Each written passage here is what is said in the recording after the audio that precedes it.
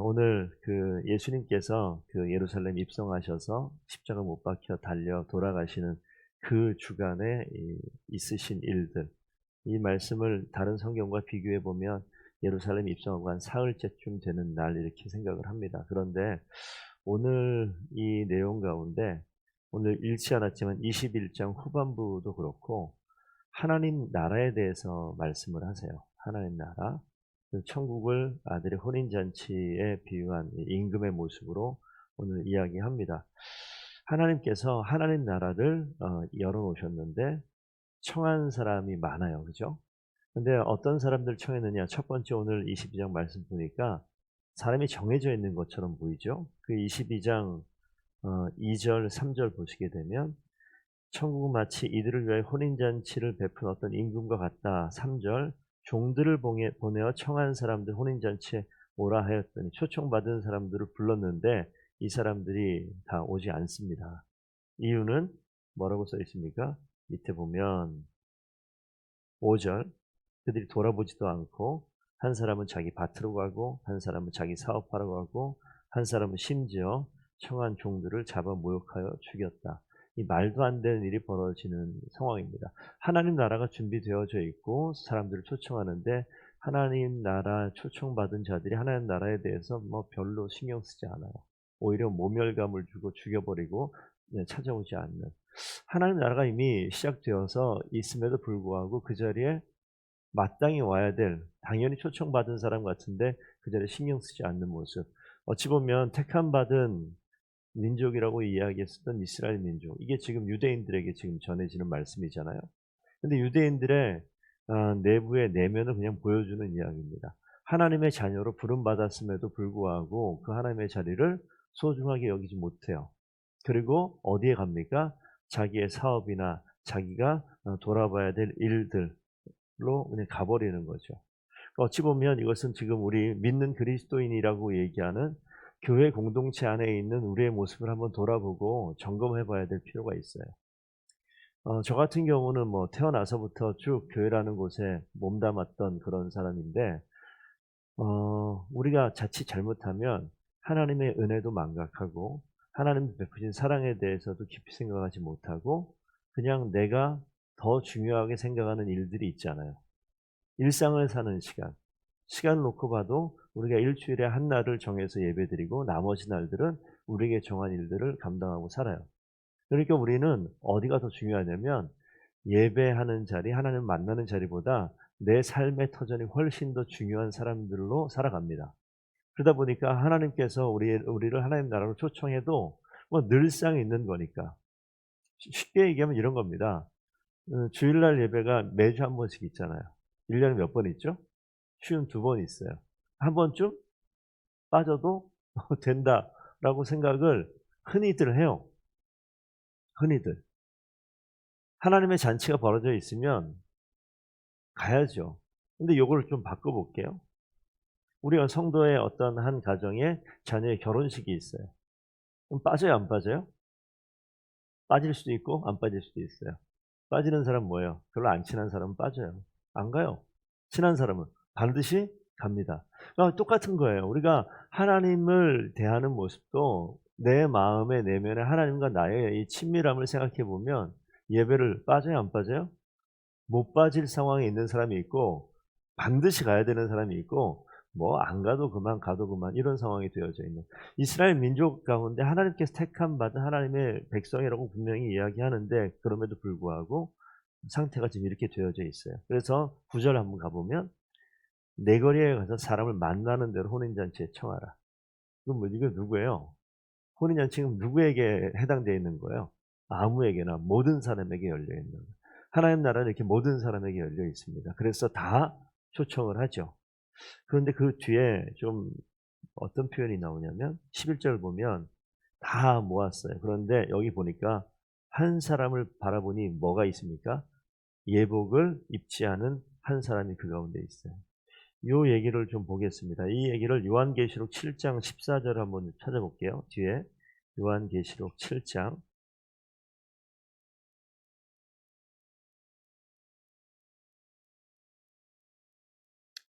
14절 거기에 어떻게 표현이 나오냐면 13절 보면 장로 중 하나가 응답하여 나에게 이르되 이 흰옷 입은 자들이 누구냐. 어 천국의 이 혼인 잔치를 비유하면서 이야기할 때 흰옷이라고 나오면 14절 가면 내가 말하기를 내 주여 당신이 아시나이다 하니 그가 나에게 이르되 이는 환란에서 나오는 자들인데 어린 양의 피에 그 옷을 씻어 희게 하였다. 예수 그리스도 어린 양의 피에 씻어서 옷이 희게 되어졌다라고 이야기하는 거예요.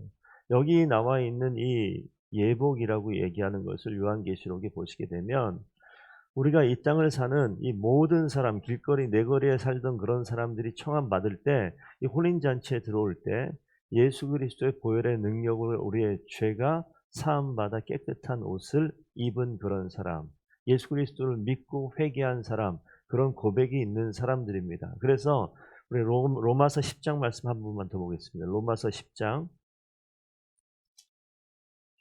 사도행전 로마서 10장 9절 말씀, 9절 10절 말씀을 한번 함께 254페이지 로마서 10장 9절 10절 함께 읽습니다. 시작. 내가 만일 내 입으로 예수를 주로 시인하며 또 하나님께서 그를 죽은 자 가운데서 살리신 것을 내 마음에 믿으면 구원을 받으리라. 사람이 마음으로 믿어 의에 이르고 입으로 시인하여 구원에 이르느니라. 이 고백이 있으셔야 돼요. 그러니까 교회 공동체 안에 있어도 우리가 예수 그리스도를 내 인생에, 내 삶에, 내 모든 것에 이 구원자 되심을 믿음으로 고백하는 이 고백이 없으면 교회 안에 있으나 예복이 있지 않은 모습하고 똑같아요. 그러니까 혼인잔치에 와 있으나 뭐가 준비가 되어 있지 않아요? 고백이 준비되어 있지 않습니다. 그렇게 되어지면 여기 지금 뭐라고 얘기하죠? 뒤에? 임금이 사원들에게 말하되 그 손발을 묶어 바깥 어두운 데 내 던져라. 거기서 슬피 울며 이를 갈게 되리라. 혼인잔치에 들어왔다고 지금 다 여기에 있을 만한 자격이 되어지지 않는데 그 자격이 뭐라고요? 어린 양의 보혈로 그 옷을 깨끗하게 씻은 예복을 입은 자. 다시 얘기하면 믿음으로 회개하고 하나님의 은혜를 고백하고 이 예수 그리스도의 은혜를 입술로 시인할 수 있는 그런 사람. 그러니까 예수 그리스도 예복을 갖고 있다라는 것은 그리스도의 대속의 은혜를 고백할 수 있는, 오늘 이 고난주간 이 기간에 주님이 하신 일을 다시 한번 기억해 보는 겁니다. 주님께서 우리의 이 죄의 문제, 우리를 깨끗한 예복으로 혼인잔치 천국 하나님 나라에 합당한 자로 만들기 위해서 뭐로 씻는다고요? 계속 보니까 어린 양의 피로 씻어요. 십자가의 죽음이라는 것은 십자가 흘리신 이 피가 우리의 죄를 씻으시는 이 일들입니다. 그러니까 주님께서 이 고난주간의 이 기간을 통해서 굳이 예루살렘까지 찾아오시고 예루살렘 입성하셔서 대제사장들과 장로들과 바리새인, 사두개인, 종교 지도자들을 만나면서 그가 십자가의 길을 가잖아요. 죽음의 길을 갑니다. 피를 흘리기 위해 가는 것은 우리의 모든 죄를 대속하기 위해서, 우리에게 그 어린 양의 보혈의 피로 우리의 인생을 씻으시는 거죠. 죄를 대속하시는 거예요. 그 길을 위해서 가시는 겁니다. 그래서 오늘 우리가 이 말씀을 기억하며 교회용 그런 그리스도인들 말고요. 교회 문화가 익숙한 그런 사람들 말고요. 정말 예수 그리스도가 나에게 세상의 어떤 존재보다 친밀감으로 따지면 가장 친밀해야 돼요. 우리가 우리 자녀의 일들이 어떤 상황에 어떤 사건, 사고가 있고 기쁜 일이 있고 슬픈 일이 있고 항상 그 곁에 누가 있습니까? 자녀라고 표현했는데 부모가 그 곁에 항상 있어요. 우리의 인생의 걸음걸음마다 하나님께서 항상 함께 계신 이유가 뭐냐면 우리를 자녀 삼으셨기 때문입니다. 그리고 우리 자녀 삼은 우리를 하나님의 은혜 가운데 계속 살도록 하나님께서 인도하십니다. 그래서 오늘 이 말씀 가운데 나와 있는 십자가의 길을 가시는 이것은 우리의 인생을 완전히 뒤바꿔 놓으신 사건이에요. 그래서 그 길을 가고 있는 중입니다. 오늘 한 가지만 뒤에 있는 읽은 그 본문 잠깐 좀 볼게요. 이 바리새인들이 찾아와서 어떻게 하면, 계속해서 바리새인, 사두개인, 대제사장들, 종교 지도자들인데 이들이 찾아와서 하는 일은 뭐냐면 예수를 넘어뜨리려고 하죠. 올무에 걸려들도록 계속하는 그 장면이 나오는데 오늘 그 17절, 18절, 19절 말씀만 보겠습니다. 세금 낼 돈을 내게 보이라. 이게 뭐죠? 우리가 내고 있는 17절에 나오는군요. 당신의 생각에는 어떠한지 우리에게 이르소서. 가이사에게 세금을 바치는 것이 옳습니까? 옳지 아니합니까? 지금 이 예수 그리스도를 지금 뭐 가지고 넘어뜨리게 만들려고 하는가? 오늘 내용 보시게 되면 그들이 가지고 있는 세상을 살고 있는 삶 속에서 분명히 아무리 봐도 이 예수님은 세상과 좀 떨어져 있는 사람 같아요. 그래서 그들이 하고 있는 이 땅을 살고 있는 방식하고 좀 다른 방식으로 살고 있는 것 같아서 여기에서 물어보는 거죠. 예수님 당신이 과연 우리가 내는 세금 이거 내야 됩니까? 말아야 됩니까? 이거는 우리에게 어떤 그 메시지를 주냐면 한번 잘 생각해 보셔야 돼요. 이 땅을 살고 있는 그리스도인이라는 표현을 자꾸 하죠, 제가.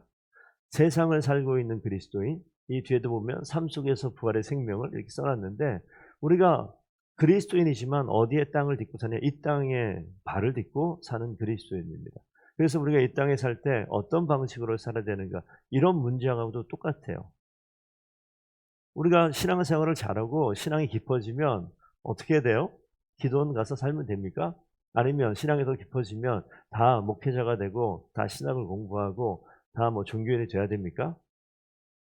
그런 거 아닌 거라는 거 이미 아시죠? 오늘 이 말씀 속에서 요 말씀을 가지고 주석을 보면 어거스틴이라는 이 분이 계세요. 어거스틴이 뭐라고 얘기하냐면 이 말씀은 두 도성의 시민의 삶의 모습을 이야기한다고 그래요. 두 도성이라고 뭐냐면 하나는 하나님 나라, 하나는 이 땅을 이야기해요. 우리가 하나님 나라 백성으로 이 땅을 살아가는데 어떻게 살아가야 됩니까? 이 땅을 살 때 이 땅의 사람들과는 구별되는 삶을 살아야 돼요. 우리가 이 땅 살면서 이 땅하고 똑같이 이 땅에 사는 세상 사람과 똑같은 삶을 살아보면 그걸 하나님의 사람이라고 누가 그러겠어요. 그러니까 이 땅을 살아가면서 성도의 삶 속에 분명히 존재하고 있는 우리가 아까 전에 있는 말씀 하나님 나라에 청함받은 사람으로 예수 그리스도의 보혈의 피로써 우리를 씻음받은 자로 이 땅을 살아갑니다. 이 땅을 살아갈 때 그 예수 그리스도의 모습을 드러내는 거예요. 그래서 우리가 그리스도의 편지고 그리스도의 향기가 되어지는데 오늘 이 장면 속에서 이 데나리온을 가져오라고 그러잖아요. 거기 누가 있느냐?